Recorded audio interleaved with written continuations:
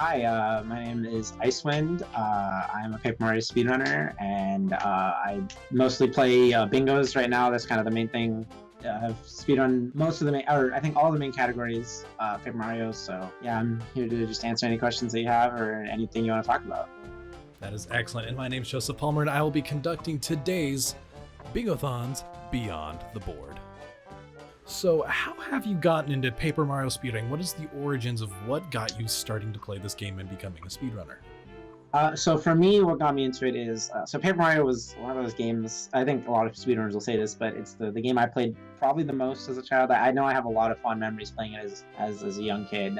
And then in 2014, before I went off to college, I kind of got into. I was learning more about just competitive gaming in general. It's also when I started getting into Melee. As a competitive game, and then I heard about this speedrunning marathon. You might have heard of it, SGDQ, or just GDQs in general. And I saw a speedrunner named Iycewynd do an all-card speedrun. I thought that was really interesting. And then when I got to college and I kind of just started learning the game, it took me a while. It was really hard to learn at first because back then there were not as many resources as there are now. The community was really nice, really helpful, and I just started playing the game and just have been part of the community ever since. In terms of bingo, one member in particular, GigaDB, he would kind of a lot of times host these races, particularly bingos, and so I kind of learned a bunch of tricks to participate, and it was really fun. I really enjoyed it, and I just kind of kept going back to try to do them, and it just was a fun experience, and I kind of keep doing that. This is often a social kind of endeavor, if you will. I mean, there are very few times where it's just you alone. So who are some people that you would consider people who really, like you said, I Ate Your Pie was one of the people, but who are some other people that helped influence you or really just, when you saw them playing, you're just like, oh man, I want to do what they do, or oh man, I wonder if they could give me a hand on, who are some figures that you would say helped get you I think together? When I first started learning, GigaDB at the time when I started learning was the world record holder for all cards. Or some of the first bingos I joined were with him and a couple other members of the community. But I've never really looked at people and thought I want to be as good as them or I want to be, a top player like them. It's just kind of a thing that I've always done more for fun. Have you played other bingos of other video games before Super Paper Mario? Or I haven't played any. I kind of got interested in Pikmin 2 speedrunning at one point, but I do watch it a lot, and I've seen them do bingos. I think that their bingos are really interesting. I think Ocarina of Time bingos are really cool, but it always just boggles my mind that an Ocarina of Time runner will think, oh, I need to get the Spirit Medallion, so I'm going to have 27 bomb chews on my C left button and then use a bottle while I'm standing in water, and then I'll get the light arrows. And it's like, what? It's crazy to me that they just know all that. They just know every number, and Paper Mario speedrun or Paper Mario bingos are not like that at all. Yeah, it's we definitely, whenever we run, we have a cheat sheet all the time. What would you consider is your favorite aspect of Paper Mario speedrunning, and why? It sounds like you touched on it a little bit, but go into detail. What else do you I think one thing I really like about Paper Mario speedrunning is honestly how broken the game is. You can sequence break the game very hard.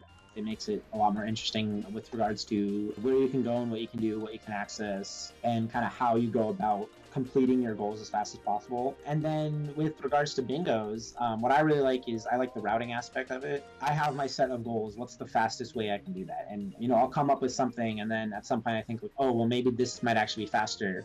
But I don't have enough time to test it out and, think oh, well, if I do this optimally, then, this one's clearly faster. I had to kind of just feel it out. And I think I'm gonna go with this because I think it's faster. And then afterwards, I can think about oh, well, is there another way I could have done it? For the future, if I see a situation like this again, can I do something different? Can I do something faster? What's actually a better option? Right. But with regards, I like the routing aspect. Routing the run on the fly is really fun for me. In Paper Mario, what would you consider is the trickiest aspect of routing when it comes to Paper Mario? How does it feel to overcome those kind of challenges? It's actually a really a cool question, which actually I think makes Paper Mario bingos pretty tricky for new runners or new people new to the game. So the way Paper Mario's progression system works is that everything is based on storyline triggers. So if you reach certain points of the game will automatically complete everything prior to that point. So if you do something in chapter 5, it'll automatically complete chapters 1 through 4 for you. It'll say like, oh, you're in chapter 5, therefore chapters 1 through 4 are complete. And so on your board, if you have something that is, you know, a key item or something you can only get in chapter 4, and then you go into chapter 5, well, now you might have potentially locked yourself out of getting that thing in chapter 4. Or if you need to beat the chapter 3 boss, but you have no way to revert the game to a chapter 3 state, well, you can't fight the boss because he doesn't show up, because you've already beaten him, even though, you know, you never actually fought him. Right. So a lot of times, and I've seen, you know, this happen with a lot of new bingo runners. Like I think like the best example I can think of, they'll do something in chapter 5 and get some stuff there, and then think, oh, well, now I can go back to chapter 2 to get some stuff in chapter 2. And then their last goal will be like, now I'll go to chapter 3 to get my last stuff. But now because they're in a chapter 2 state, they can't access chapter 3. So now they have to go back to chapter 5 to do stuff in 5 so that they can then revert back to 3. And so it just kind of can get really tricky. Oh, wow. And if you aren't too familiar with a lot of the storyline triggers, you might kind of get stuck or have to do some other convoluted things to get back to a point you want, which can take a long time. And I've seen it happen a lot. Is it easy to get soft locked when doing bingos? In terms of storyline triggers, it's not too hard. There's almost always a way out of a storyline trigger soft lock, just because of how much you can break the game. But there is something you can do in the game which is really funny. So in Paper Mario, there's something you get called the action command, which lets you press or time like your actions to get to deal more damage.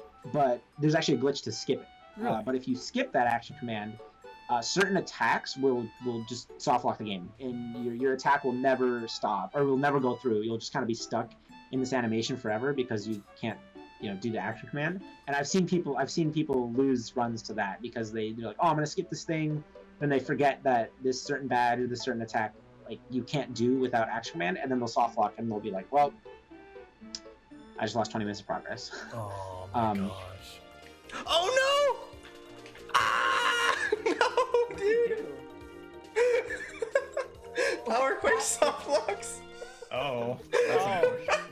That's really funny.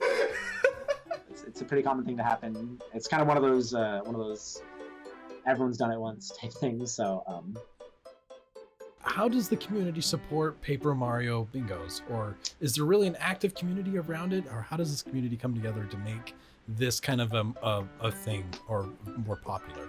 The Paper Mario community is you know, decently active. There's a decent number of runners playing the game, but in terms of bingo, not too active. It's just, you know, a couple people who do it every so often. Two of the biggest bingo players are me and another runner named Waterlord 120. We kind of just do it like whenever we feel like it. It's like, hey, Bingo-thon is another big one. We always just like, you know, try to submit one for that because it's fun. Would you have any advice for people who would be interested in creating a bingo card for these games? And I'm going to add on to this one. And what would you suggest to help get people to come in and play more bingo of Paper Mario? There's definitely a couple glitches that you like, need to know how to do, because without them, like, it just like the run doesn't really work. The sequence breaking of the game is huge. But if you're interested in doing bingos for Paper Mario, like, one is like learn those glitches, but two, just try it. A lot of those things I learned are because I did it the wrong way and then realized, oh, I can't do that because I, you know. So just try it, you know, ask questions. Anyone who says like, hey, does anyone want to do bingo race? I'm like, sure, why not? That sounds fun. In terms of making a bingo board for your game, just come up with random goals. Create a category of types of goals that you would do. So in Paper Mario, there's key items, badges, enemies and bosses, completing chapters, and like normal items. Like those are the main types of like categories. And you say like, okay, well, what are some key items we can get? And you just list out a bunch of key items, and then you can categorize those. So like, oh, get a key from this area, get this upgrade stone. Approximate how long you think that those things might actually take you to do it. So you can kind of categorize them into different lengths. And then just try it. If you know, generate the board and you see, oh, turns out that getting this key item from chapter 4 is insanely broken and like way faster than we ever waited it, then, you know, you find that something like, oh, I would never choose this goal because it just takes way too long and it's awful and it ruins all these rows. I remove that and just kind of try to come up with other goals that might be more fun. So I guess like just come up with stuff and try it, and, you know, trial and error. I think that's a lot of bingo. It's just kind of trial and error, especially if you're in a smaller community. I know a lot of bigger communities already have their own bingos established, like OOT, SM64, or Sunshine. But if you're from a smaller community that doesn't have any, you want to make one, like I would just say trial and error. That's kind of a big thing.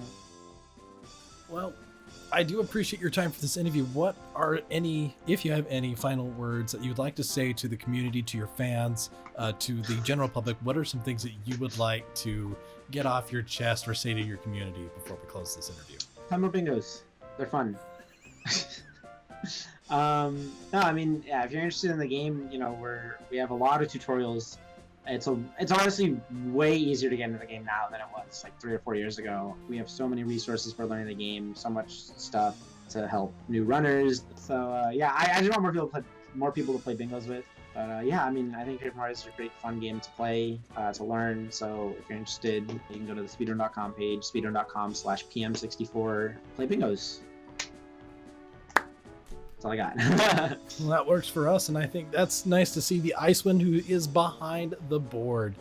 And with that, thank you all for tuning in. Check out these links in either the video description or in the future below, and we will see you in the next one. I don't know, one of these places. in one of those places, wherever the video ends it up. Take it easy, everyone. We'll see you in the next one. Thank you. Take it easy.